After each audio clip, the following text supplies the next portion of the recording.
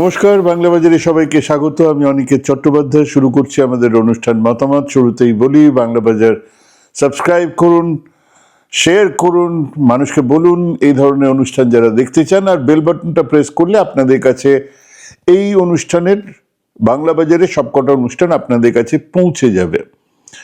শুরু করছি মতামত। আজকের শীর্ষক, এসআইআর এর খেলা ঘুরে গেছে, শুভেন্দু বঙ্গ বিজেপি অথই জলে।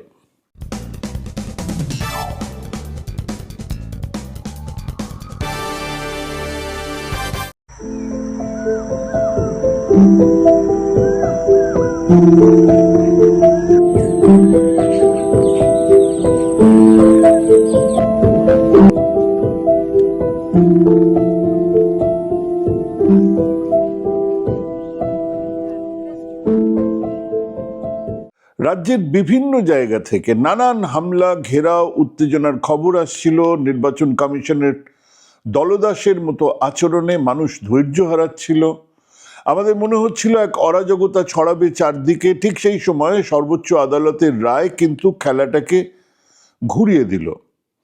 বিজেপির সামান্য বোধ বুদ্ধি আছে এমন নেতারা গতকাল রাতে বুঝতে পেরেছেন যে গোটা খেলাটাই একেবারে ঘুরে গেছে। বুঝেছেন মাঠের বাইরে থাকা সিপিএম নেতারাও, অবশ্যই বুঝেছেন যুবরাজ, যিনি মঞ্চ থেকে হাঁক পেড়েছেন, আজ আদালতে হারালাম, আগামীকাল নির্বাচনেও হারাবো। আসুন একটু ক্রোনোলজিটা বুঝে নিই। বিহারের এসআইআর প্রক্রিয়া যখন চলছিল তখন বলা হয়েছিল যে এবারে এই এসআইআর হবে বাংলাতেও।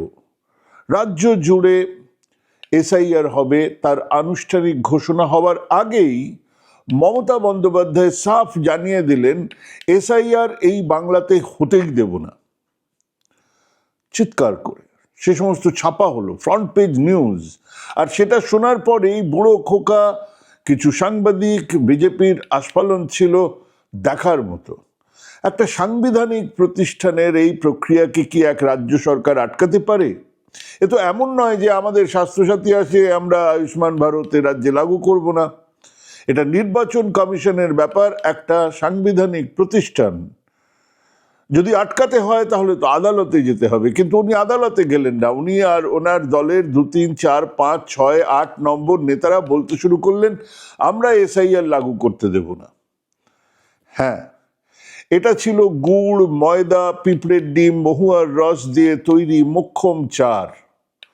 মমতা খুব ভালো করে লক্ষ্য করেছিলেন বিহারের এসআইআর প্রসেসটা, লক্ষ্য করেছিলেন বহু মানুষের নাম কাটা যাওয়া, লক্ষ্য করেছিলেন বহু মানুষের চূড়ান্ত হয়রানি। উনি জানতেন ওনার চূড়ান্ত বিরোধিতা ওনার বিরোধীদের এই প্রক্রিয়া লাগু করার দাবির দিকে ঠেলে দেবে। অর্থাৎ উনি বলবেন না, বিরোধীরা বলবেন হ্যাঁ। এক্স্যাক্টলি তাই হলো। পিড়ে পাতা ইউটিউবার থেকে ধামাধরা মিডিয়া, জেল ফেরত সাংবাদিক থেকে গবেষক সেফোলজিস্ট, এবং অবশ্যই আমাদের শান্তিকুঞ্জের অশান্তির মেজ খোকা শুভেন্দু অধিকারী থেকে বঙ্গ বিজেপির নেতারা গলার শিরা ফুলিয়ে চিৎকার করলেন এসআইআর চাই। হ্যাঁ, সেদিনেই বাংলাতে এক পক্ষ এসআইআর এর বিরোধী, সেই পক্ষে সেদিন তৃণমূল বাদ দিলে প্রায় কেউ নেই। আমাদের মতন কিছু স্বাধীন মতামত দেনেওয়ালারা ছাড়া প্রায় সবাই অন্য দলে। বিপ্লবী দলের বিপ্লবী মুখ সুজন চক্রবর্তী বললেন কি অসুবিধা, হোক না এসআইআর, ভোটার লিস্ট সংশোধনে আপত্তি কেন দিদিমণির। কমরেড সেলিম সাংবাদিক ডেকেই জানালেন নিয়ম মেনে হোক এসআইআর। আর বঙ্গ বিজেপির একাই 100 শুভেন্দু জানিয়ে দিলেন কেবল এসআইআর হবে এমন নয়, 1.5 কোটি বাংলাদেশি আর রোহিঙ্গাদের তাড়াবো এই রাজ্য থেকে। হ্যাঁ, নির্বাচন কমিশনের এই এসআইআর প্রক্রিয়ার দায় তুলে নিল বিজেপি, দায় তুলে নিলেন বিরোধীরা। বিপক্ষে থাকলো মমতা বন্দ্যোপাধ্যায়ের নেতৃত্বে তৃণমূল, আর বাকি প্রায় সব দল মিলে বিরোধিতায়। কংগ্রেস সাইড লাইনে বসে বাদাম ভাজা খাচ্ছিল, তাদের কথা বাদ দিন। হ্যাঁ, প্রথম রাউন্ডে ওখানেই জিতে গিয়েছিলেন মমতা। এসআইআর এর মতো এক ভোটার বাদ দেবার চক্রান্তে, মানুষকে চূড়ান্ত হয়রানির এক পদ্ধতির, এক তুগলকি ব্যবস্থার বিরুদ্ধে একটা জোরালো কণ্ঠস্বর হয়ে থাকলেন তিনি। যদি সত্যি করে কোনোদিন আইন মেনে বিচার হয় তাহলে দেখা যাবে এই এসআইআর এর গোটা প্রক্রিয়াটাই বেআইনি। নির্বাচন কমিশনের এখতিয়ারই নেই এসআইআর করার। কিন্তু সেই প্রক্রিয়ার প্রথমে তিনি বিরোধিতা করলেন, প্রথমে তিনি বললেন হতেই দেব না, যেটা সম্ভব নয় উনিও জানতেন। কিন্তু এই হতেই দেব নার ফলে বিরোধীদের একটা বড় অংশ, বিজেপির শুভেন্দু অধিকারী, এরা দাঁড়ালেন এসআইআর করবো, অর্থাৎ তারা নির্বাচন কমিশনের দায় তুলে নিলেন, আর উনি থাকলেন এসআইআর এর বিরোধিতায়। আর মানুষ, আমজনতা, তারা কিন্তু তখনও কিছু বুঝতে পারছেন না। অনেকের মনে হচ্ছে তাদের দিদিমণি যখন বলছেন তাহলে ঠিক বলছেন, অনেকের মনে হচ্ছে রাজ্যে প্রবল শীত পড়ার জন্য যে মমতাই দায়ী, সেই মমতা যখন বিরোধিতা করছেন তখন সেই প্রক্রিয়াকে দুহাত তুলে সমর্থন তো করতেই হবে। আর মধ্যে কিছু মানুষ খানিক আগ্রহ, খানিক উৎকণ্ঠা, খানিক ভয়, খানিক উৎসাহ নিয়ে এক দোলাচলের মধ্যেই থাকলেন এবং শুরু হয়ে গেল এসআইআর। শুরু আবার কিছুদিনের মধ্যেই বহু মানুষ কিন্তু বুঝে ফেলেছেন এটা গেঁড়া কল, এই কলে পেশাই হবে আম জনতা, বহু মানুষ, এবং একটা পর্যায়ে এসে বোঝা গেল, যেমনটা আমরা বলছিলাম, যে এই প্রক্রিয়ার ফলে সামান্য কিছু মুসলমান মানুষজনের নামে নোটিশ গেলেও আসল ঝাড়টা নামবে নিম্নবর্ণের হিন্দুদের ওপরে, মতুয়া রাজবংশী মানুষজনদের ওপরে, আদিবাসীদের ওপরে। হ্যাঁ, তাই হলো। নন ম্যাপ বা আনম্যাপ ভোটারের এক বিরাট অংশ মতুয়া রাজবংশী আদিবাসী মানুষজন, মতুয়াদের ক্ষোভের কথা মতুয়া নেতারাও বলতে শুরু করলেন। এনুমারেশন ফর্ম ঝাড়াই বাছাইয়ের পরে কমিশনের তথ্য, খসড়া ভোটার তালিকায় 7,08,16,632 জনের নাম আছে। স্যার, এর আগে পর্যন্ত বঙ্গে ভোটার লিস্টে নাম ছিল 7,66,37,529 জনের। এটাই ভাববেন না যে এইটুকু বাদ চলে গেল, কারণ আবার নতুন যোগও হবে এর সঙ্গে। তো যাই হোক, রাজ্যে মৃত, নিখোঁজ, স্থানান্তরিত, ডুপ্লিকেট ভোটারদের বিলি করা যায়নি অনেকের কাছে, সব মিলিয়ে 58,098,898টা ফর্ম, মানে এই ফর্ম আনডেলিভার্ড রয়ে গেছে। এছাড়া 57,604 জন ভোটার এনুমারেশন ফর্ম জমা দেননি, জমা দেননি বা দিতে চাননি। এদের নাম কোনোভাবেই খসড়া তালিকায় থাকছে না। কিন্তু রাজনৈতিক দলগুলোর কাছে এই বাতিলের তালিকা আছে, বুথের বিএলওর কাছে আছে, কাজেই যদি একজনের কোনো ভুলবশত নাম গিয়ে থাকে তা আবার জোড়ার আবেদন জমা হবে, জোড়াও হবে। মৃত, স্থায়ীভাবে স্থানান্তরিত ছাড়া যাদের খুঁজে পাওয়া যায়নি তাদের নাম এই তালিকায় আছে। এখনো সেই বাতিলের তালিকায় একজনও ঘুষপেটিয়া পাননি, একজনও রোহিঙ্গা নেই। এরপর আর কি বাকি রইল? যাদের ভোটার লিস্টে বাবা মায়ের নাম, বানান ভুল ইত্যাদি বয়স আছে, 19 বছরের বাবার 16 বছরের ছেলে, তাদের কাছ থেকে তথ্য চেয়ে পাঠানো হবে, ডেকেও পাঠানো হতে পারে। এরকম একটা সংখ্যা বিরাট হলে এরা কিন্তু খসড়া ভোটার তালিকাতে আছেন, এটা তখন পর্যন্ত বলা হচ্ছিল। খুব চেষ্টা চরিত্র করে এদের সংখ্যা আমরা ভাবছিলাম 10-15 হাজারের বেশি হবে না, কিন্তু তার সঙ্গে যোগ হবে গতবারের ভোটার তালিকা সংশোধনের পরে নতুন ভোটার, সেসব যোগ হলে আমাদের প্রথম যখন এই সমস্তটা হিসেব করে দেওয়া হচ্ছে, আমাদের ধারণা 25-30 লক্ষ বাদের সংখ্যা দাঁড়াবে। কিন্তু শুভেন্দুবাবুর 1.5 কোটি রোহিঙ্গা, অনুপ্রবেশকারী, ঘুষপেটিয়াদের তো পাওয়া যাচ্ছে না। 2002 সালের এসআইআর তালিকার সঙ্গে মিল পাওয়া যায়নি মাত্র 3.99% ভোটারের, যে সংখ্যাটা 30.59 লক্ষ। এটাই যখন প্রাথমিকভাবে আমাদের ভোটার তালিকায় সব নামটা উঠে টুটে গেল, তারপরে এটা এবারে তারা ডাক পাবেন শুনানিতে, এটা ওই 3.99%। তাহলে ওই যে উচ্ছিষ্টভোগী মিডিয়ার, বঙ্গ বিজেপির টাকায় লালিত পালিত ইউটিউবিয়ার তারা দেখাচ্ছিলেন সীমান্ত পেরিয়ে লক্ষ লক্ষ মানুষের চলে যাওয়া, পাড়াকে পাড়া, মহল্লাকে মহল্লা খালি হয়ে যাওয়া, সেগুলোর কি হলো? 80% মুসলমান অধ্যুষিত কেন্দ্রগুলোতে বাদের গড় হার, নাম বাদ পড়েছে এরকম গড় হার কত? 0.6%। মতুয়া অঞ্চলে বাদের হার গড় কত? 9%। আর রাজ্যে গড় বাদের হার 4%। মৃত মানুষ বাদ দিলে তাহলে বাকিরা কারা? তারা কোন বর্ডার দিয়ে পালিয়েছে? আরো খোলসা করে বলি, non map voter in most Muslim states, 80% Muslim population. সুজাপুরে 0.5%, ডোমকলে 0.4%, লোয়েস্ট পশ্চিমবঙ্গে। ভগবানগোলা 2.6%, রানীনগর 0.9%, হরিহরপাড়া 0.6%, রঘুনাথগঞ্জ 0.7%, শামশেরগঞ্জ 1%, লালগোলা 1.1%। এগুলো হচ্ছে গিয়ে মুসলিম বেল্টের খবর। যে পর্যন্ত আমাদের নামগুলো সব বিএলওরা দিয়েছে, তারপরে যে খসড়া তালিকা তখনকার কথা বলছি। নন ম্যাপ ভোট কত? মতুয়া বেল্টে কিরকম অবস্থা? কৃষ্ণনগর 7.5%, কৃষ্ণনগর উত্তরে।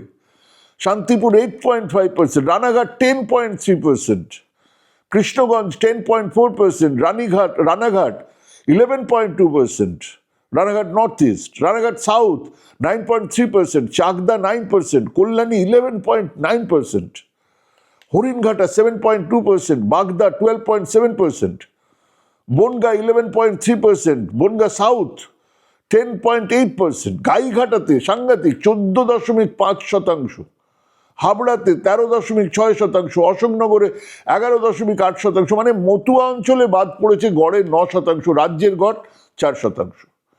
হিন্দিভাষী অঞ্চলে কলকাতার জোড়াসাঁকো অঞ্চলে বাদ পড়েছে 73,000 মানুষজন। এখানে কি রোহিঙ্গারা থাকতেন? এবারে খসড়া তালিকা আরো নাড়াঘাটা করলে আমরা বুঝতে পারছিলাম তারপরে যে শুভেন্দু অধিকারী যা বলেছিলেন তার সঙ্গে কোনোটাই মিলছে না, তার মুখ পুড়ছে। আমরা বলেছিলাম এই অনুষ্ঠানে যে হ্যাঁ, তার মুখ পুড়ছে। কেবল দক্ষিণবঙ্গে মতুয়া অধ্যুষিত অঞ্চলে নয়, উত্তরে রাজবংশী অধ্যুষিত সীমান্ত ঘেঁষা এলাকাতে অনেক নাম বাদ পড়েছে। ডাবগ্রাম ফুলবাড়ি অঞ্চলের কিছু বুথ 250 জন করে গড়ে বাদ পড়েছে। ঠিক সেই সময় থেকে খেয়াল করে দেখুন, শুভেন্দুবাবুর গলায় একটু কম শোনা যাচ্ছিল। তিনি দিল্লি কলকাতা করছেন কিছু একটা করার জন্য, আর বিজেপি বঙ্গ সভাপতি একটু একটু করে নির্বাচন কমিশন বিরোধী বক্তব্য রাখতে শুরু করেছেন। আর হিয়ারিং শুরুর আগে সম্ভবত প্রভুর নির্দেশে নির্বাচন কমিশন লজিক্যাল ডিসক্রিপেন্সি বলে একটা খেলা এবারে শুরু করে দিলেন। মানে প্রথমে যা হয়েছিল তাতে মনে হচ্ছিল যে আনম্যাপ ভোটার এরকম তৈরি হবে, বিশালভাবে মুসলমানরা বাদ যাবে, যেরকম একটা ছবি তৈরি করা হচ্ছিল, হলো না। বাদ গেল কিন্তু মতুয়ারা, হিন্দু নমশূদ্র মানুষজন, আদিবাসীরা, এরা বাদ গেলেন। হিন্দিভাষী মানুষজন তারা বাদ গেলেন। এইবারে যখন ব্যাপারটা যাচ্ছে না, শুভেন্দুবাবুর সেই 1.5 crore মানুষকে, 1.5 কোটি মানুষকে তাড়াবো, সেই দিকে যখন যাচ্ছে না, তখন এবারে নির্বাচন কমিশন এলেন লজিক্যাল ডিসক্রিপেন্সি বলে একটা খেলা। লক্ষ্য তো ওই 1.5 কোটি নির্বাচককে বাদ দেওয়া। কাজে এবারে ভোটারদের খুঁজে বার করার জন্য ছানবিন শুরু হলো। নামের বানান ভুল, বাবার 6 ছেলে, শেখের ছেলের নাম আহমদ, দাদুর বার্থ সার্টিফিকেট, অ্যাডমিট কার্ড নেওয়া হবে না। আর তার সঙ্গে লক্ষ লক্ষ নয়, 1 কোটির বেশি মানুষকে হিয়ারিংয়ে ডাকা হলো। তাদের শুনানি হবে। তারা কেউ দাদুর কুষ্টি, কেউ কোভিড শংসাপত্র যাতে মোদিজির ছবি আছে, কেউ পাসপোর্ট, কেউ 51 সালের দলিলের জেরক্স করে 25, 30, 20 কিলোমিটার দূরে গিয়ে 3, 4, 5 ঘন্টা লাইনে দাঁড়ালেন। এক চূড়ান্ত ব্যবস্থা, এক প্যান্ডেমোনিয়াম, ভয়, আতঙ্ক। ইতিমধ্যে বিএলওদের আত্মহত্যা আর মৃত্যুর তালিকা লম্বা হচ্ছে। আবার শিকড়হারা হবার আশঙ্কায় ভয়ে মারা যাচ্ছেন মানুষ, ঝুলে পড়ছেন গাছের ডালে। এসবের মধ্যেই এবারে নতুন করে মুসলমান এলাকাতেও আতঙ্ক ছড়ালো। হ্যাঁ, সেখানেও রোজ নোটিশের সংখ্যা বাড়তেই থাকছে, বেড়েই চলেছে। দাদাই কইছে তাই চাকরের হম্বিতম্বি। হ্যাঁ, ইতিমধ্যে মানুষ বুঝতে পেরেছেন নির্বাচন কমিশনের এই খেলাটা, তাদের উপরে নেমে আসা আক্রমণকে তারা চিনতে পেরেছেন। যে ইউটিউবার ইয়েস হচ্ছে এসআইআর বলে সৌরভ গাঙ্গুলির মতন মাথায় ওপরে হাত ঘোরাচ্ছিলেন, তার মাথায় হাত, তার মুখ গম্ভীর। হ্যাঁ, তিনিও বলছেন মুসলমানদের হ্যারাস করা হচ্ছে, তাকে, তার বউকে নয়, পাড়ার লোকজনদের ডাকা হচ্ছে, নাম বাদ যেতে পারে এই আশঙ্কা তাকে ঘিরেও ধরছে। সিপিএম হঠাৎ বুঝতে পেরেছে এসআইআর কত খারাপ। বুড়ো আর বেতো ঘোড়ারা একে একে বুঝতে পারছেন এসআইআর দিয়ে কি করার চেষ্টা হচ্ছিল। আর ঠিক সেই মোক্ষম সময়ে সর্বোচ্চ আদালতে গেল তৃণমূল। হ্যাঁ, কংগ্রেস, সিপিএম, বিজেপি যারা রাজ্যের প্রায় প্রত্যেকটা বিষয়ে কেউ হাঁচলে কেউ কাশলেও আদালতে যেতেন, সেই আদালত প্রেমী দলগুলো যায়নি, সেই মামলাবাজেরা যায়নি, যারা চাকরি খেয়ে নেবার হুঙ্কার দিয়েছেন। কদিন আগেই মামলা করে মমতাকে জেলে পোড়ার হুঙ্কার দিয়েছেন। কদিন আগেই রাজ্যের 1.5 কোটি মানুষের স্বার্থে তারা কিন্তু মামলা করলেন না। মামলা করলো তৃণমূল। আর সেখানে আদালত থেকে সাফ জানিয়ে দেওয়া হলো, এক, লজিক্যাল ডিসক্রিপেন্সির তালিকা বার করতে হবে, মানে পাবলিক ডোমেইনে রাখতে হবে। ওই আমরা যেটা ভাবছিলাম যে লজিক্যাল ডিসক্রিপেন্সিতে 1.5 কোটি মানুষের নাম, কতজন গিয়ে হাজির হলেন না আমরা জানবো না, এক বিরাট সংখ্যক মানুষের নাম বাদ চলে যাবে না। এবারে সেটা হবে না, পাবলিক ডোমেইনে রাখতে হবে। অতএব বোঝা যাবে কার নামে এই ডিসক্রিপেন্সি আছে এবং তাদেরকে নিয়ে গিয়ে সেইভাবে তাদের একটা ব্যবস্থা নেওয়া হবে। 2, মাধ্যমিকের অ্যাডমিট কার্ডকে ডেট অফ বার্থ হিসেবে গণ্য করতে হবে। সুপ্রিম কোর্ট বলেছেন, খুব সোজা ব্যাপার। একটা জাজেদের 3 জনের মধ্যে 2 জন বাঙালি, তারা জানেন যে আমাদের রাজ্যে সার্টিফিকেটে ডেট অফ বার্থ থাকে না, ওই অ্যাডমিট কার্ডে ডেট অফ বার্থ থাকে, যেটা অন্য রাজ্যে অন্য রকম সিস্টেম। তো ওনারা এটাকে অ্যালাউ করেছেন। 3 নম্বর হচ্ছে রাজনৈতিক দলের প্রতিনিধি মানে বিএলওকে শুনানির সময় রাখতে হবে। সেই গ্রাম থেকে সেই মানুষটি আসছেন, বৃদ্ধ মানুষটি তার স্ত্রীর হাত ধরে আসছেন, নাম কিভাবে রাখা যাবে তিনি জানেন না এত কথা। অতএব যে রাজনৈতিক বিএলএ যদি তার সাহায্য নিতে চায় তাহলে তাকে সামনে রাখতে হবে। সে বলবে যে আমার এই কাকার এই অসুবিধে, এই চাচার এই অসুবিধে, এই দিদির এই অসুবিধে। 4 নম্বর হচ্ছে যে ডকুমেন্টস নির্বাচন কমিশন নেবে তার প্রাপ্তির রসিদ দিতে হবে। হ্যাঁ, আমি যা ডকুমেন্টস দিচ্ছি আপনি বলুন আপনি সেটা পেয়েছেন কিনা। পরে বলবেন আমি ডকুমেন্টস দিইনি, নাম কেটে দেবেন, এটা হয় নাকি কখনো? Loud and clear message. অনেক হয়েছে, এই মামদোবাজি আর চলবে না। আগেই বলেছি মিলেছে, এবার আবার বলছি মিলিয়ে নেবেন। এক সময়ের মধ্যে এই কাজ শেষ করা অসম্ভব, তাহলে কি হবে জানি না। 2, 25-30 বড় জোর 35 লক্ষ নাম বাদ যাবে, তার বেশি নয়। এটা বছর 3, 4, 5 পরে সাধারণ সামারি রিভিশন হলেও হতো। এতে ভোটিং প্যাটার্নে বিরাট কোনো পরিবর্তন হবে না, কেবল ভোটের পরে মনে হবে এবারে অনেক বেশি ভোটার ভোট দিল, তার থেকে বেশি কিছু নয়।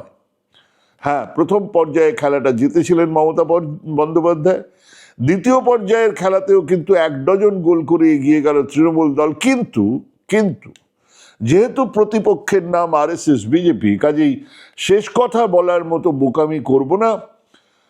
এখনো অ্যাডভান্টেজ তৃণমূল আর সিপিএম। সত্যি করুণা হয় এই দলটার জন্য। সাধারণ বিবেচনা বোধ, সাধারণ মানুষের সঙ্গে সামান্য যোগাযোগ থাকলে এতটা পাগলাদাসু হয়ে উঠতো না এই দলের রাজ্য সম্পাদক। হ্যাঁ, ওনাকে জনবিচ্ছিন্ন এক ভ্যাবাচেকা খাওয়া মানুষ বলেই মনে হচ্ছে। কংগ্রেস তাকিয়ে আছে দিল্লির দিকে, নির্দেশ আসলে পালন করবে। আর বিজেপি এক প্রাক্তন রাজ্য সভাপতি যার প্রধানমন্ত্রীর সভাতে ডাক পায় না, সেই দলের এক হঠাৎ এসে জুড়ে বসা শুভেন্দু অধিকারীর কী বা করবেন? বাংলার রাজনীতিতে সংগঠন কাজ করে, আত্মত্যাগ, মানুষের সঙ্গে যোগাযোগ কাজ করে, সততা কাজ করতো। এই জামানাতে সেটা অবসলিট, কিন্তু চালাকি কাজ করে না। বাংলার রাজনীতিতে একেবারে সেই সুভাষ বোস, সেই সময় থেকে কংগ্রেসের মধ্যে বিভিন্ন ভাগ, আলাদা রাজনীতি, শ্যামাপ্রসাদ মুখোপাধ্যায় স্বাধীনতার পরে নানান ভাগ, নানান কিছু আছে। চালাকি করে আমাদের এখানে রাজনীতি করে বেরিয়ে গেছেন এই জিনিস নেই। ভুজুং ভাজুং দিয়ে একটা এমএলএ আসন জেতা যায়। রাজ্যে পরিবর্তন আনতে হলে মাটি কামড়ে লড়াইয়ের বদলে কেবল হিন্দু মুসলমান রোহিঙ্গা দিয়ে কিছু হবে না। এই এসআইআর এপিসোডের নতুন কোনো চমক আমরা দেখতে পাবো না। আর সেসবের মধ্যেই নির্বাচন এসে যাবে। সংগঠন তো খাস্তা। অভিষেক বলেছেন কোর্টে হারালাম ভোটে হারাবো। হ্যাঁ, খেলাটা সেদিকেই ঘুরে গেল। ভাবুন, ভাবতে থাকুন, ভাবতে থাকুন, ভাবা প্র্যাকটিস করুন। ভালো থাকবেন, সুস্থ থাকবেন। আজকে এখানেই শেষ করছি। নমস্কার।